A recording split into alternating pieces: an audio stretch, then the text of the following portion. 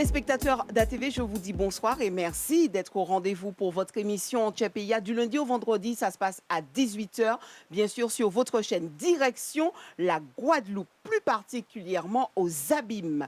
Jimmy Firmin a choisi de vivre autrement. Maraîcher et producteur depuis 2012, il a fait du domaine naturel un lieu où nature et passion se rencontrent. Aujourd'hui, d'ailleurs, nous vous emmenons à sa rencontre pour découvrir tout simplement son quotidien, ses défis, ses engagements pour une agriculture saine et durable.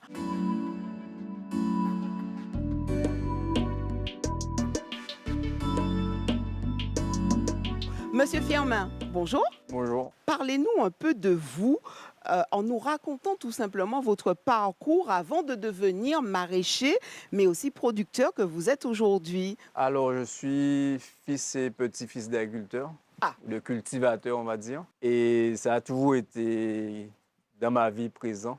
Euh, Ma grand-mère faisait des jardins, mon père en faisait et j'ai eu l'occasion de participer.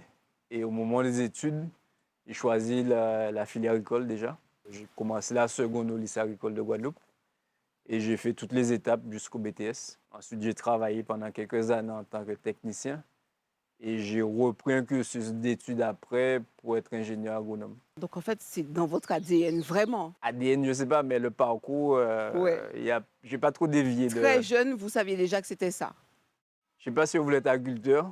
Clairement, c'était pas clairement dans ma tête comme ça, mais c'était cette filière-là qui m'intéressait. Qu'est-ce qui vous a donné envie justement de vous lancer dans cette agriculture biologique surtout?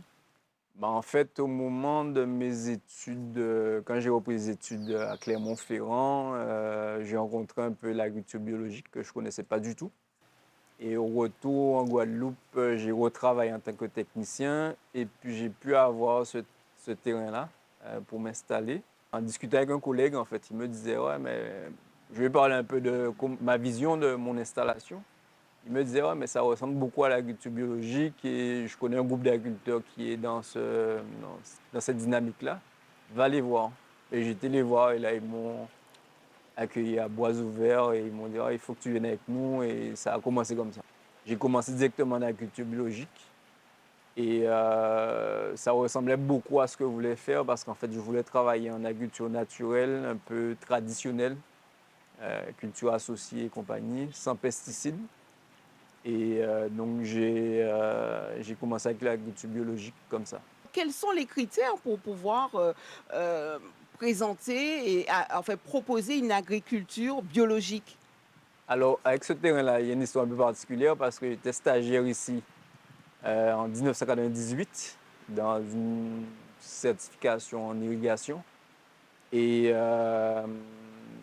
l'agriculteur avait changé d'orientation, il avait arrêté. Donc l'exploitation était en friche.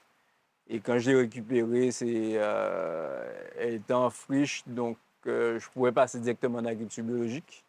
Parce que normalement, quand tu récupères une exploitation qui est cultivée, il y a un temps de conversion qui est d'au moins 3 ans.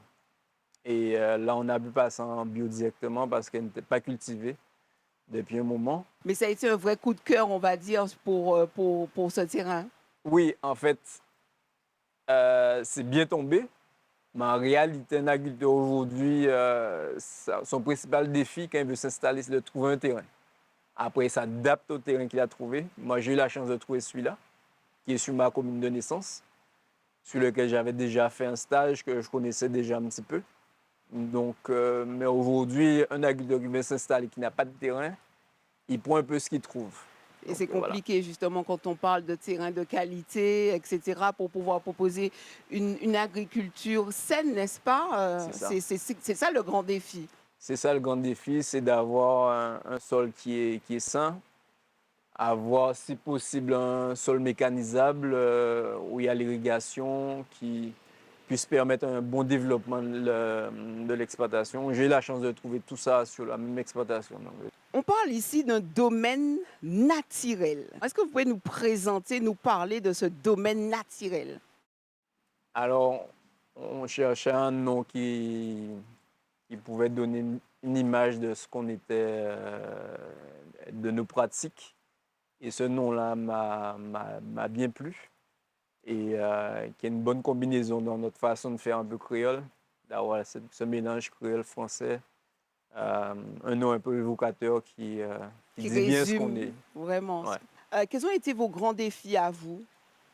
Mes grands défis, c'était de bien connaître le terrain, savoir ce qu'on pouvait réellement y faire. Donc, j'ai fait beaucoup de De tests. tests? J'ai eu un moment jusqu'à 30 légumes différents que je cultivais Ah ouais, carrément. sur l'année. C'était quoi, par exemple? Vous êtes lancé dans quoi? Dans tout, Du pratiquement. fenouil, des blettes, des épinards de France. Enfin, j'ai essayé beaucoup, beaucoup de choses Mhm. pour bien voir ce qui était possible de faire et aussi pour voir ce que la clientèle voulait vraiment. Donc, on a proposé beaucoup de choses différentes. Ça a bien plu, mais on a bien vu à ce moment-là ce que les gens voulaient vraiment, ce qu'ils avaient vraiment besoin et ce qu'ils achetaient vraiment. Donc, et ce qu'on arrivait réellement à faire sur le terrain, à quel moment dans l'année. Et puis, au fur et à mesure, on s'est un peu recentré sur les cultures qui fonctionnaient vraiment. Et puis, on essaie de fonctionner avec des cultures de saison aussi pour avoir des légumes de bonne qualité et qui soient aussi économiquement rentables. C'est vrai que quand on parle d'agriculture, de maraîcher, on dit c'est pas richesse potable, hein, cette profession. Il faut se lever tôt.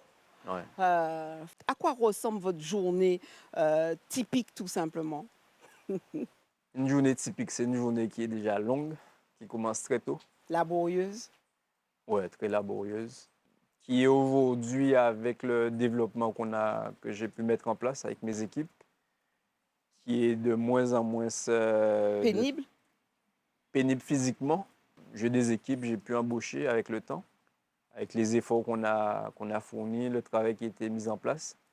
Donc il y a une partie que j'arrive à déléguer à d'autres employés et moi qui est toujours en soutien. Parce qu'en fait, j'arrive pas vraiment à quitter le jardin et, par exemple, faire de l'administratif, faire que de la gestion.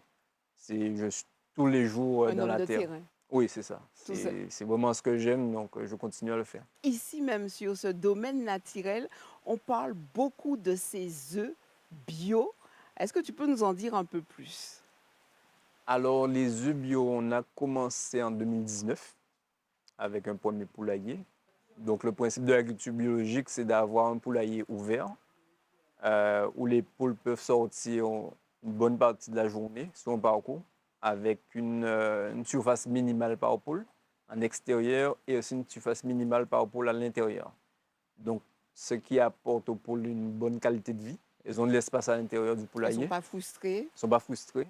Elles ne se battent pas. Il n'y a pas de... Il y a de la place pour tout le monde.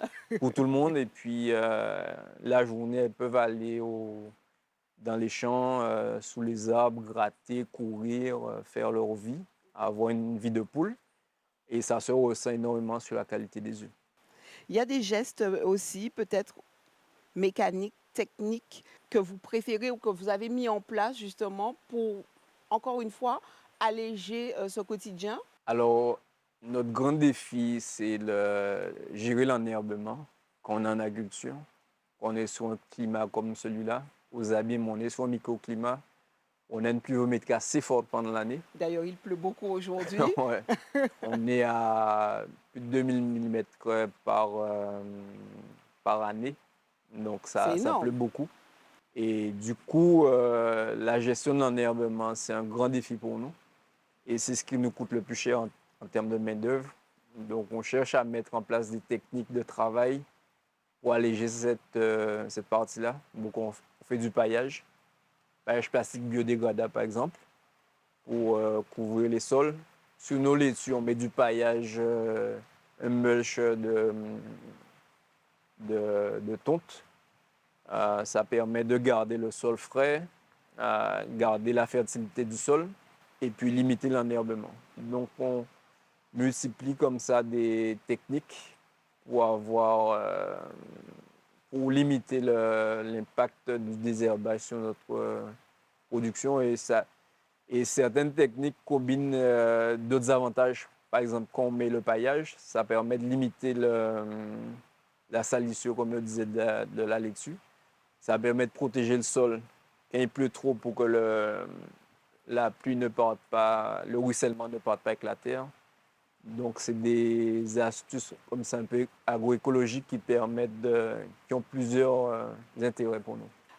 Entre la réalité vraiment du terrain, ça vous permet d'anticiper certaines choses, de mettre plus rapidement en place des mécaniques comme vous venez de nous dire aujourd'hui? Ben, en fait, les études, C'est quelque chose et puis c'est quelque chose, mais c'est surtout des façons de réfléchir. Quand on est face à une problématique, qu'est-ce qu'on met en œuvre pour résoudre ces problématiques-là. Mais en tout cas, les études que j'ai faites ne m'ont pas préparé à être agriculteur. Ça, c'est des choses qui sont complètement différentes. complètement différentes. Faire des études pour donner des conseils, pour accompagner un groupe, aider un développement, ne sont pas des études pour être agriculteur. Et c'est ce qui m'a pris le plus de temps. Passer du technicien au praticien. Ça a été dur peut-être C'était très dur. C'était très dur et on apprend beaucoup de choses qu'on pense connaître, mais dans la pratique, c'est complètement différent. Quelles sont les valeurs qui guident votre quotidien? Mon idée, c'est de produire toujours un produit de qualité, qui soit sain, qui soit apprécié du consommateur. Et puis là, je travaille beaucoup à permettre aux clients de venir sur l'exploitation. D'abord, dans une phase là, on travaille beaucoup sur le fait de les accueillir pour qu'ils puissent venir récupérer leurs produits à la ferme. Et dans une deuxième phase, là, on travaille avec d'autres agriculteurs pour faire de la visite à la ferme, des visites pédagogiques. On va débuter avec les scolaires pour montrer un peu les techniques de travail, notre façon de faire, ce qu'on cultive sur le jardin. Et on espère ouvrir ça à un autre public. Pendant très longtemps, hein, c'était quelque chose qui était très fermé. On se contentait d'aller sur le marché, acheter nos produits, etc. Mais on ne se souciait pas de celui justement qui sème et qui récolte. Aujourd'hui, de plus en plus, eh ben, les agriculteurs ouvrent leur exploitation. On peut venir vraiment voir le travail qui est fait, découvrir la profession, mais aussi peut-être rassurer celui qui justement passera cette étape de la terre à l'assiette, rassuré de la qualité de ce qu'on mange. Ça, c'était important de le faire. Ah oui, c'est très important et j'ai toujours des demandes dans ce sens. Parce que j'ai commencé en faisant des marchés avec d'autres agriculteurs bio et on le fait depuis mon installation en 2012. Euh, les clients m'ont toujours sollicité sur ça, ils veulent savoir où est-ce qu'on produit, comment est-ce qu'on produit. Mais je me disais qu'il fallait que j'installe mieux les choses, que je les reçoive dans un cadre agréable, avec le minimum de confort. Donc c'était un processus, mais je voulais pas commencer par ça. Je voulais commencer vraiment par la production, mettre en place des choses pour avoir une production régulière, en quantité, qui puisse couvrir le marché, en tout cas le petit marché que j'essaie d'alimenter. Donc, c'était d'abord pour moi la phase la plus importante. Mettre en place les productions, avoir une régularité. Ça, c'est le défi. On parlait de défi tout à l'heure. Un des défis les plus importants pour nous en agriculture, en conventionnel ou en biologique, c'est la régularité sur l'année. Parce qu'effectivement, on a des dérèglements climatiques importants. En plus d'avoir un climat qui est très saisonnier, on a aujourd'hui des défis qui sont encore plus importants. Faire face aux grandes vagues de chaleur, faire face aux grandes vagues de fortes pluies, de forte humidité. Et notre combat dans ce domaine naturel, c'est vraiment d'avoir des légumes toute l'année et des légumes qui restent de qualité, avec toujours notre processus de production en biologique qui garantit aux clients ce qu'ils vont recevoir. En fait. Qu'est-ce que l'agriculture bio, justement, apporte de différent à la population? Et c'est une agriculture qui respecte les cycles de vie normaux, avec C'est un label Mhm. qui est reconnu de tous, que le client peut facilement aller sur Internet, voir le cahier des charges que nous, on doit respecter. En plus, on est contrôlé au moins 2 fois par année par un organisme certificateur. Donc, pour moi, c'est important de ne pas être simplement dans la déclaration, dire aux gens, ah, je fais ci, je respecte ci, mais avoir un cadre qui est vraiment reconnu. Ça n'a pas de prix, c'est magnifique. Ben, nous, on a beaucoup de bons retours des consommateurs. En faisant les marchés, on a vraiment ce retour-là. Ils reconnaissent le bienfait de manger local déjà et de manger sain. Ils le ressentent Leur santé. sur leur santé. Mhm. Et, euh, et d'ailleurs, en agriculture biologique, on a une grande partie de la population qui se retourne vers nous parce qu'ils ont des obligations, malheureusement, de santé. Est-ce que vous avez pensé à abandonner? Est-ce que ça vous arrive? De moins en moins parce que on connaît un peu avec l'expérience, on sait qu'il y a des moments qui sont très difficiles et d'autres moments qui sont meilleurs. Mhm. Sur l'année, sur des événements climatiques. Mais c'est vrai que quand un dimanche, on est là en train de travailler, on se dit, bon, il est très heureux de partir et finalement, on part à 6 heures, on se dit que bon, c'est un peu lourd. Mm. Mais en même temps, on a la satisfaction toujours de voir ce qu'on met en place. On voit les fruits qui sortent de la terre. La satisfaction est toujours là. Donc, ça nous Vous donne avez de fait la des force. sacrifices pour ça? Euh, Vous avez J'en peut fais tout le temps. vous en faites tout le temps, J'en fais tout le temps, malheureusement, malheureusement. bien sûr. Ça prend beaucoup de temps. Physiquement, c'est lourd. Donc, la place au loisir est de plus en plus restreinte. Au Donc, loisir, à la vie de famille, la vie de famille, même la vie de famille. même à la vie de famille. Maintenant, les enfants grandissent, c'est un peu mieux, mais c'est, c'est un métier qui est prenant. J'avoue qu'il est prenant et quand on démarre surtout de zéro, on démarre d'une exploitation où il y avait plus rien, qu'on remet tout en place. On apprend, qu'on essaie Qu'on des choses. découvre. Ouais, euh, c'est vraiment prenant et des sacrifices, ouais. Tous les samedis, non, pas tous les samedis, Pas tous les sinon on va se samedis. faire envahir ici. Tous les 15 jours, Tous les 15 le jours. samedi, c'est un vrai rendez-vous ici au domaine naturel Ouais. où vous présentez quoi comme produit. Allez, c'est vrai, on a vu Content Wesot, ni brais, ni manger. Il y a de quoi vraiment, on va dire, remplir nos assiettes, remplir notre quotidien. Qu'est-ce que vous proposez comme variété ici même au domaine naturel aux Abîmes? Alors, on est toujours sur des produits de saison, sur la partie légumes et Par exemple, en ce moment, en ce fin moment, d'année, là, on est on comment? commence la tomate. La tomate, La OK? tomate, tomate cerise. On a du piment végétarien. Chaque semaine, on a des laitues, différentes variétés, feuilles de chêne, la sucrine, batavia. Là, on est en pleine récolte des ignames.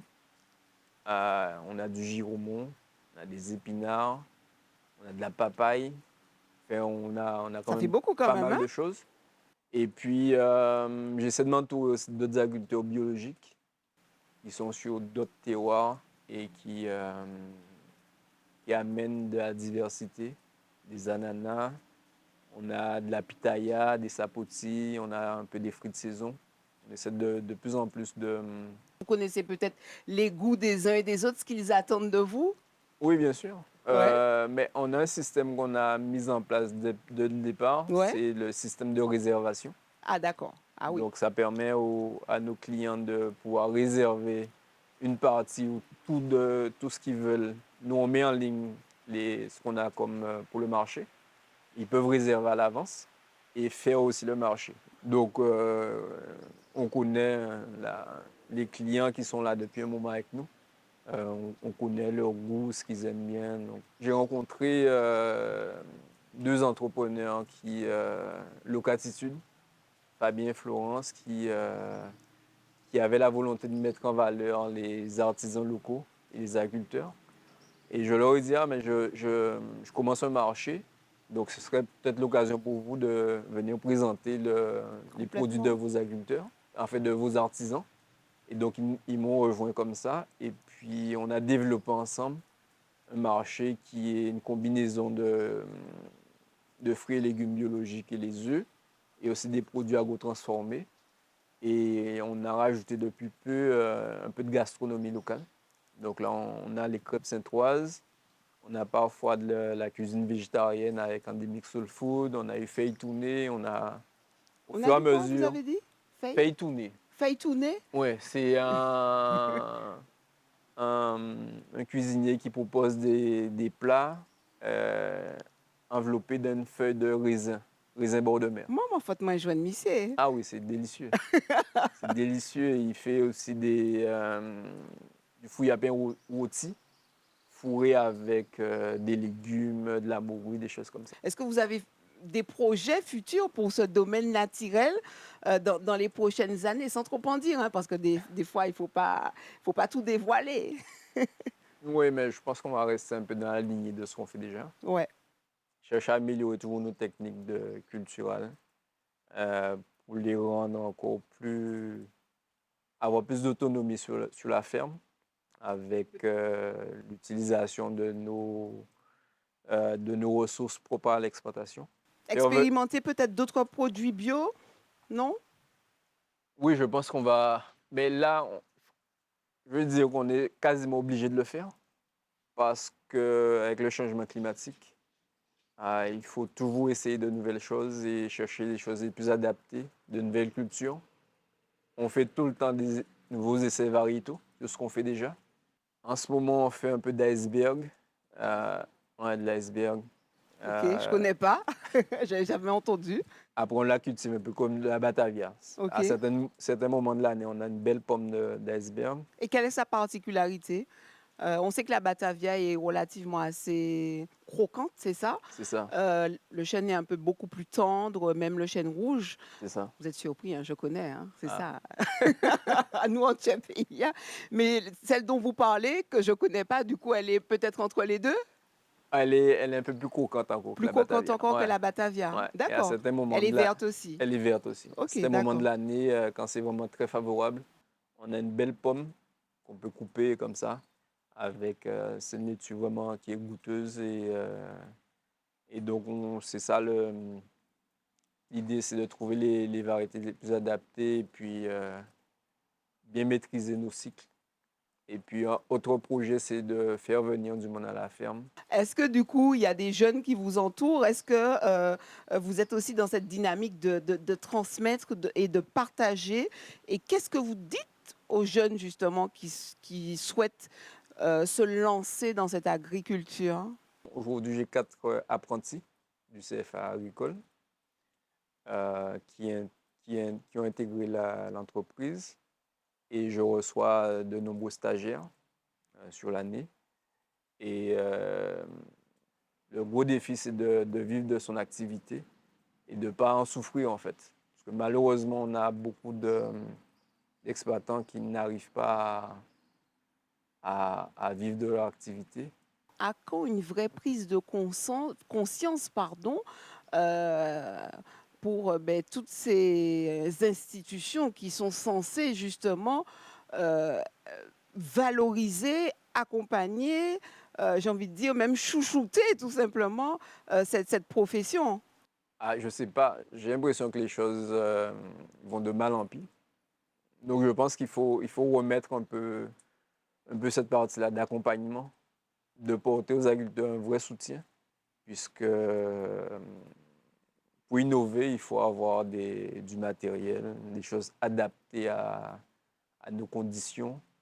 Et malheureusement, un agriculteur aujourd'hui est obligé de lui-même faire ses propres recherches, parfois dépenser Ces fonds propres, ses fonds propres pour essayer un matériel qui ne va pas forcément fonctionner.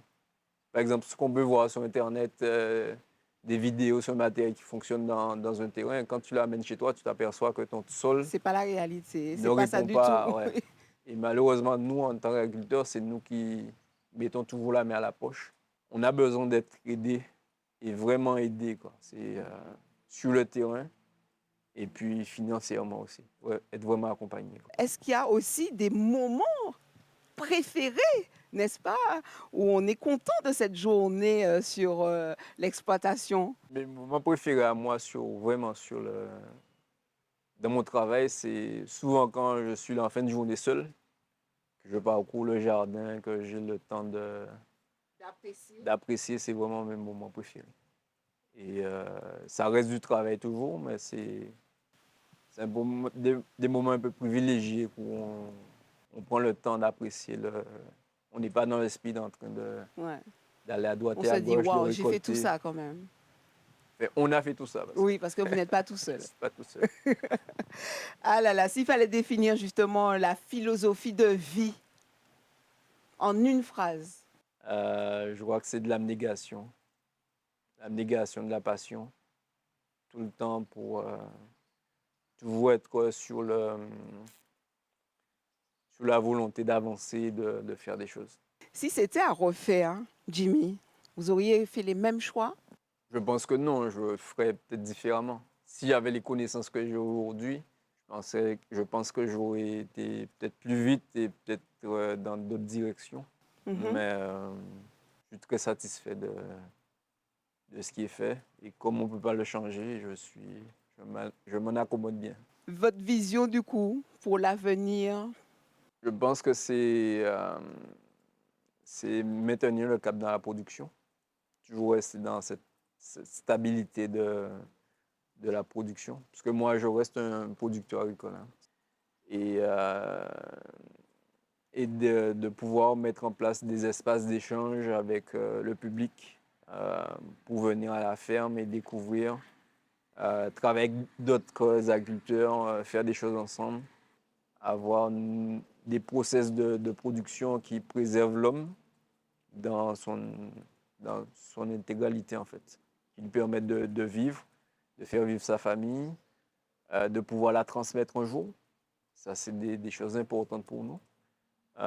Donc, il faut qu'on bâtisse sur les exploitations, qu'on les rende comme de vraies activités, de vraies entreprises, et puis qui puissent donner goût à nos enfants demain de reprendre, ou un jeune, hein, qui va reprendre, qui ne sera pas forcément de notre famille, mais qui ne reprennent pas comme nous on a repris, à zéro, pour tout bâtir, qui soit déjà dans une dynamique où il aura à continuer à faire des choses nouvelles, apporter notre énergie, c'est ça notre ambition. Quel serait le mot de la fin pour les consommateurs, ceux de la Guadeloupe, ceux de la Martinique, les consommateurs de manière globale? Vous leur dites quoi au niveau justement de l'agriculture locale? Non, mais je dirais aux spectateurs d'avoir un acte premier qui est de cuisiner. Si on cuisine son aliment, des produits frais, ça va déjà apporter un bienfait qui sera immédiat sur la santé. Et puis, c'est ça, c'est de cuisiner, de s'intéresser à ce qu'on consomme. Et puis, ils verront les effets directement. Jimmy Firmin, merci en chai. Merci beaucoup. Bravo pour le travail que vous faites au Merci. quotidien. Bravo pour les équipes aussi qui vous entourent dans ce travail. Et puis, Tchébéred Pamoli, longue vie, on va dire, au domaine naturel. Et Ouais. puis, pourquoi pas, un de ces quatre, on passera voir comment ça se passe un marché. Marché. Un Ouais, marché ce serait avec. super. OK. Et eh ben, on vous dit à très bientôt pour un autre sujet, sûrement. Téléspectateurs, c'est ainsi que s'achève votre émission En Tchèpeïa Guadeloupe. On était aux abîmes, au domaine naturel. On se retrouve très bientôt. Pas oublier, émission Tala, c'est Azote et c'est Zot qui capali.